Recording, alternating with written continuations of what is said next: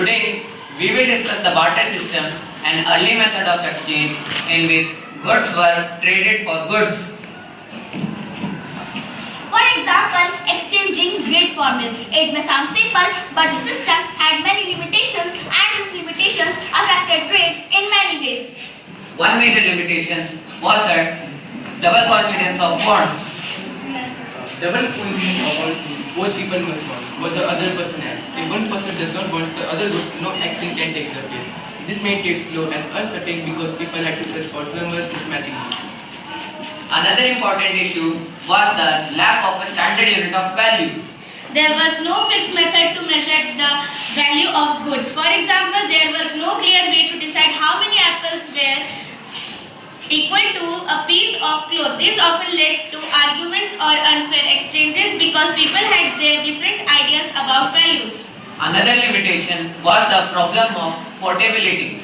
Many goods used for barter were heavy or difficult to carry, such as grains, metal tools, livestock. Transporting them for trade took a lot of time and effort, and it became hard and long distance trade almost. Another challenge in the barter system was indivisibility. Some goods could not be divided without losing their value. For example, a cow cannot divide it into smaller parts in order to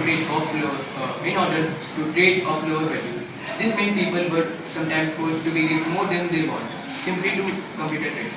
Another limitation was the lack of durability.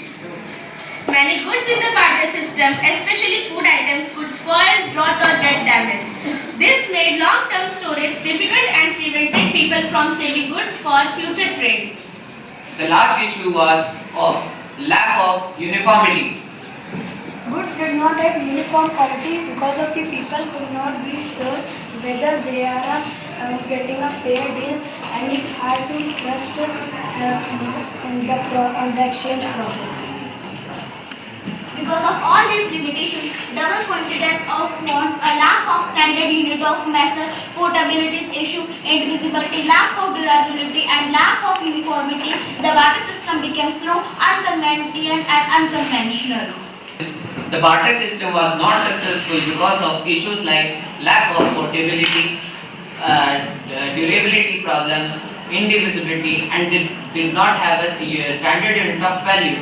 Today, the widely accepted mode of transaction is money because it is durable, easy to carry, has a standard unit of value, and it makes transactions easy, simpler and reliable. Thank you.